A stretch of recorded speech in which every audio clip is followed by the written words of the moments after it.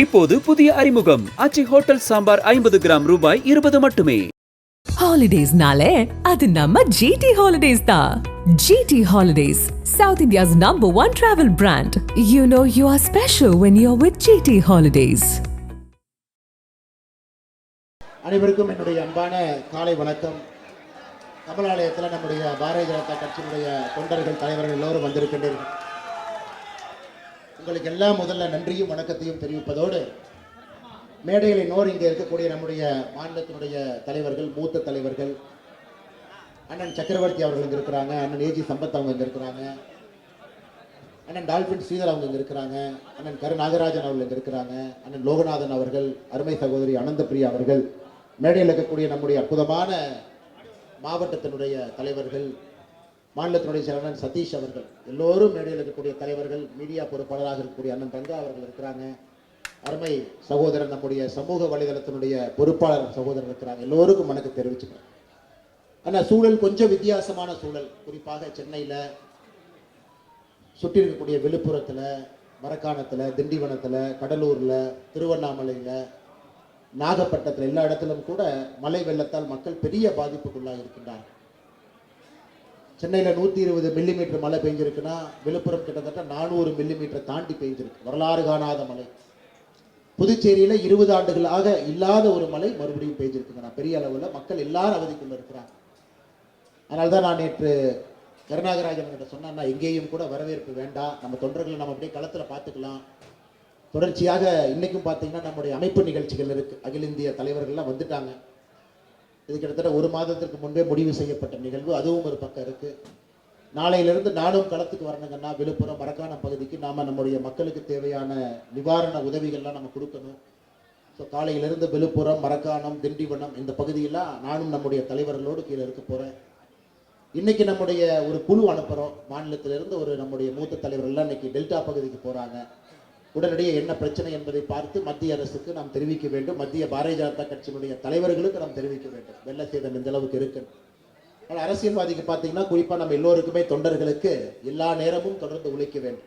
அதனால தான் நான் கருநாகராஜன்கிட்ட சொன்னேன்னா, சந்திப்பு இது வேண்டாம், பட் நம்முடைய கமலாலயத்தில் இருக்கக்கூடிய தொண்டர்கள் தலைவர்கள் நம்ம சந்தித்து அவர்கள் எல்லோரையும் கூட இன்முகத்தோடு வர்றாங்க. அவர்கள் ஒரு பெரிய ஒரு எதிர்பார்ப்போடு வர்றாங்க, ஒரு உத்வேகத்தோடு வர்றாங்க. அதனால் வர்றவங்களை நம்ம தடுக்க வேண்டாம். எல்லாரையும் இங்கே பார்த்து விட்டு உடனடியாக களத்துக்கு அனுப்பிடுவோம். சென்னையில் இந்த ஆண்டு பெரிய அளவுக்கு சேதம் இல்லை. ஏன்னா மழை பொழிவே குறைவு தான். 120 mm தான் பேச்சிருக்குன்னா. இருந்தும் சென்னையில் வழக்கமாக இருக்கக்கூடிய பகுதியில் எங்கெல்லாம் மக்கள் தாழ்வான பகுதியில் இருக்கிறாங்களோ அவர்களுக்கு சேதாரம் இருக்குது. அதனால் நம்முடைய தொண்டர்களுக்கு என்னுடைய அன்பான வேண்டுகோள், கொஞ்சம் கவனம் அங்கே கொடுங்கன்னா.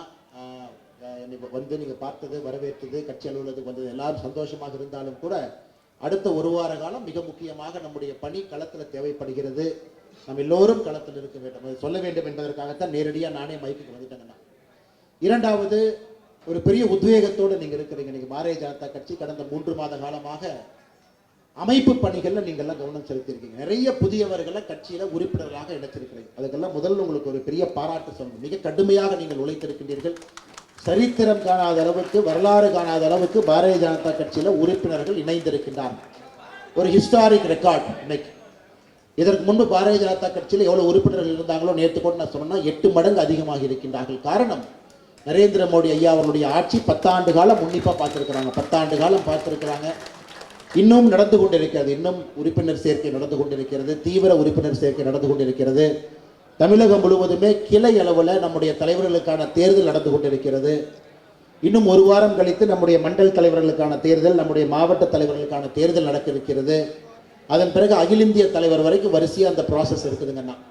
அதனால் இந்த மாதமும் கூட அமைப்புக்கு அதிக நேரம் நாம் கொடுக்க வேண்டி இருக்கிறது. அதற்கும் உங்களுக்கு ஒரு பெரிய நன்றியை நான் தெரிவிச்சுக்கிறேன். நிறைய புதியவர்கள், அதாவது கட்சி உறுப்பினர்கள், நான் பொறுப்பில் வர்றேன், நீங்களே வந்திருக்கீங்க, நான் கட்சிக்கு நேரம் கொடுக்குறேன், நான் கிளை தலைவராக வர்றேன், நான் மண்டல் தலைவராக வருவதற்கு ஆசைப்படுகின்றேன், அதனால் நானும் இந்த கட்சியில் உழைக்க வேண்டும் என்று இத்தனை காலமாக உறுப்பினராக இருந்தவர்கள் இன்னைக்கு முழு பொறுப்புக்கு வர்றீங்க.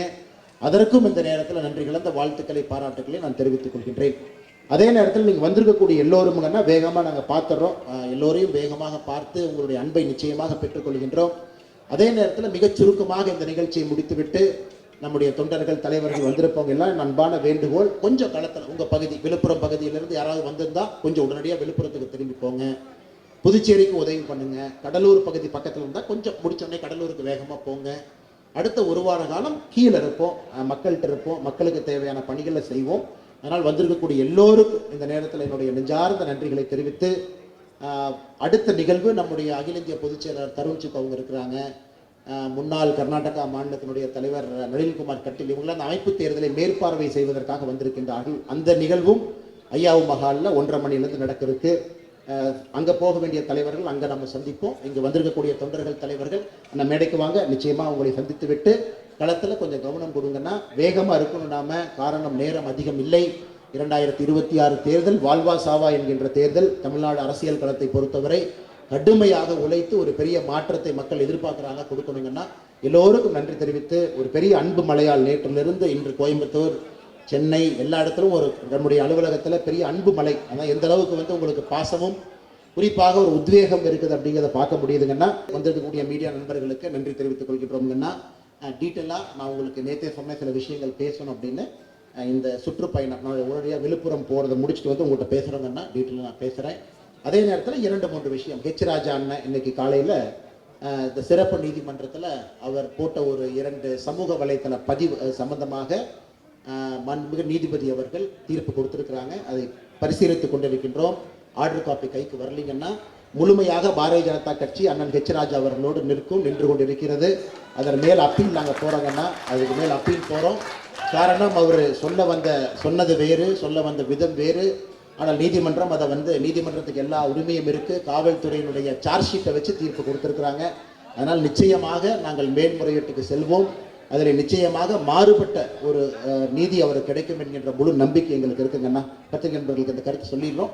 நாளைக்கு சாயங்காலம் அந்த சுற்றுப்பயணத்தை முடித்துவிட்டு ஒரு முறைப்படி அமர்ந்து, ஏன்னா அந்த கூட்டத்தில் பத்திரிகையாளர் சந்திப்பு ஃப்ரீயாகவும் பண்ண முடியாதுங்கன்னா கீழே முறைப்படி ஒரு சிட் டவுன் ப்ரெஸ் கான்ஃபரன்ஸ் நாளைக்கு இல்லை நாளானைக்கு உங்களை பார்த்து நிறைய விஷயங்கள் பேசுவதாக சொல்லியிருந்தோம். 1 மணி நேரம் இருக்குங்கன்னா நிச்சயமாக பேசுகிறோம். வந்திருக்கக்கூடிய எல்லா பத்திரிகை நண்பர்களுக்கும் இந்த நேரத்தில் நெஞ்சார்ந்த எங்கள் நன்றிகளை தெரிவித்துக் கொள்கின்றோம். நன்றிங்கண்ணா, வணக்கங்கண்ணா, வணக்கம்.